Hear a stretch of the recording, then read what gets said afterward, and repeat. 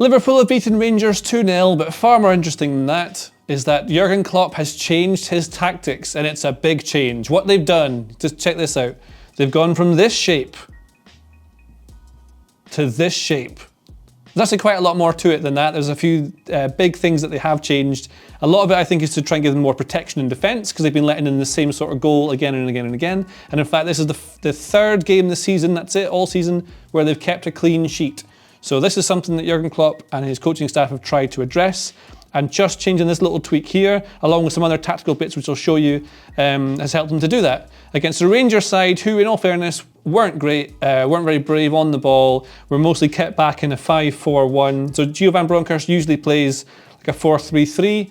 He has changed it now and again, especially in Europe, to a back five. But they were mostly kept with a back five, these guys from all along here, with the midfield trapped in a bit of a 4.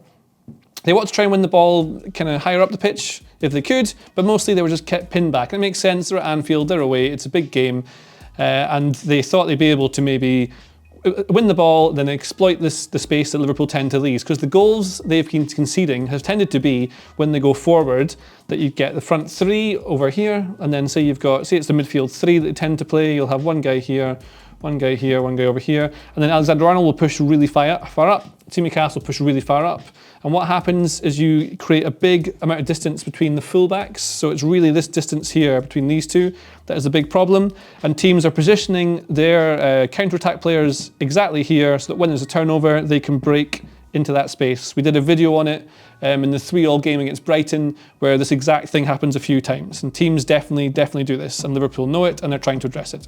So one of the things that happens by playing this different shape is that by having the two here, and then you've got Henderson and Thiago, it means that there's always someone to cover for the space that's left by the fullback. So if Tsimikas is up here, if Thiago comes over, they've got it covered. So if anyone breaks into the space, Thiago's there to deal with it, read the play and snuff it out. Same thing with Henderson coming over here to block this sort of pass.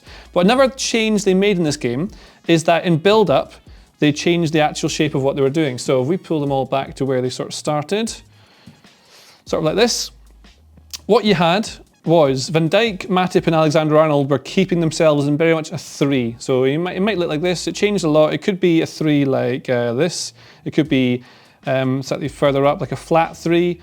And if it were like the diamond, then you'd have one of these guys in here so someone else could go further up. That's what you'd often find. So it's either a diamond shape like this, or it would be that there's a 3 and there's a 2 with Thiago and Henderson helping out. And that just gives them options to move the ball around, play through any sort of press the Rangers want to play, and then progress the ball quickly into one of the forwards. And what was happening was that Nunez or Jota were dropping deep to offer this pass through line. So if you have maybe Morelos here and Ryan Kent in amongst it up here, they're able to find the ball into these players who could then turn, and straight away you've got 4 very dangerous players going at you straight immediately. Then what would happen, you get Nunez, you get Jota, you get Salah very tight together with Diaz, and Tsimikas was always on the overlap. So your front 5 was basically here.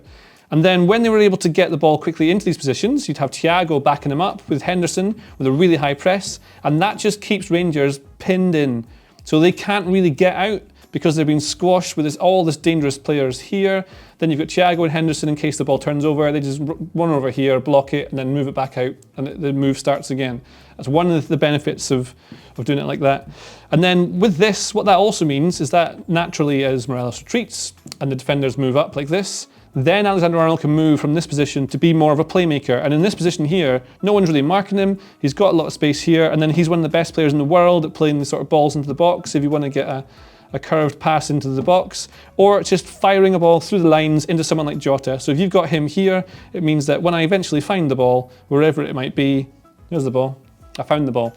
You can just fire the ball in someone like Jota or Nunez, and then they can start to work their magic. And another knock-on effect of having Alexander-Arnold a bit deeper and being able to play make from this sort of position also means that Salah has a bit more freedom in attack. He was coming back a lot to help out defensively. There's actually a couple of times in the game, if you go back and watch it, where Henderson turns around and screams at him to make sure that he's covering this thing. Because if Alexander-Arnold moves inside the pitch, you need to have this space covered here. And Salah was doing that. He was coming back an awful lot. But in attack, it means that he can go out wide when he wants to and come inside when he wants to. Because often what Liverpool have done have played with triangles on either side. They're called flexible triangles. It's mentioned a lot in Pep Lijnders' book. And what I mean by that is if you have, let's have a look, we'll put them into a 4-3-3 again. and we'll put Jota as one of the 8s. So if Alexander-Arnold's over here, then suddenly you've got a flexible triangle of these 3 guys. So these 3 can rotate, one can move in here, one can move in here, so they're always able to move around and confuse the opposition. See, on the other side, you might have Thiago, Diaz and Tsimikas. That's one of your triangles here, so you can constantly move it around. The change in shape changes it a lot. So Alexander-Arnold stays a bit deeper, then you've got Jota as more of a forward next to Nunez, with Diaz and Salah right next to them. And when they're like this and they have the opposition pushed right back, then Alexander-Arnold can push up, and then you end up having like a front 6 almost. You're just keeping these guys pinned in with the centre-backs pushing them back as well, squeezing the pitch like that. But what you also get is opportunities for rotations in the forwards, which they've not done for quite a while actually.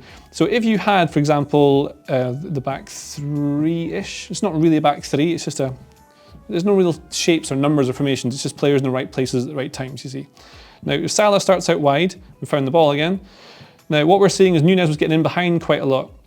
And this is not exactly how it works, but if Salah was here, then naturally, so what they're doing is they're keeping players like Diaz and Salah high up the pitch because it pins the wing backs back. That's what they're doing for a start.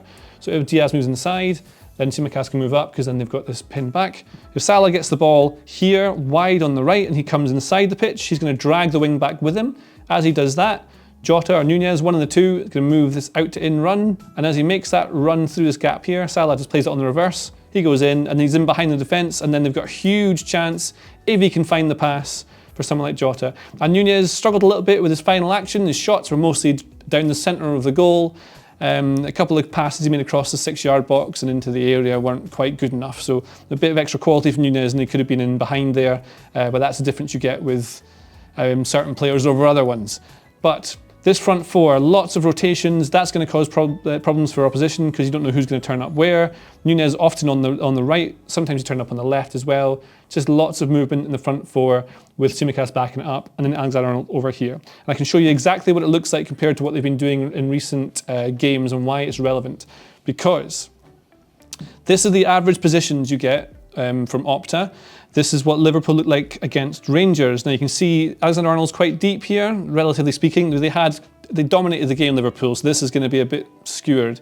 But you see, it's more of a front 5 with like a 1 and a 2 here with a very clustered forward line because they're all swapping positions. That's why the average touches they're getting are over there. The 14 and the 6, that's Henderson and Thiago, are very much staying deeper, like 2 6s, to support this deeper line here. And this is Rangers is getting pinned back, so kind of ignore that. But this is what Liverpool looked like against Napoli. Here, and they got done 4-1 in this game, by the way. So this is them, very different shape. It's not clustered in the middle. What you've got here is Thiago pushing forward here, but then you've got Luis Diaz, you've got players out wide, these wide areas here. Here's Andy Robertson playing left, Alexander-Arnold here on the right. And then you can see the average touches they're getting. This is not where they are positioned on the pitch because it's to do with where they receive the ball, but the gap is leaving all the space in behind where they were getting done in. And Joe Gomez came up at half-time to be replaced by Joel Matip in this game. And you can sort of see the difference here. And this is Napoli hitting on the counter-attack so they can exploit the space. That's why Napoli are so deep, but they won 4-1. And this is Liverpool against Brighton. So Brighton, again, quite deep. Centre-backs having a lot of deep touches here. And then they're trying to attack very quickly, different shape from them.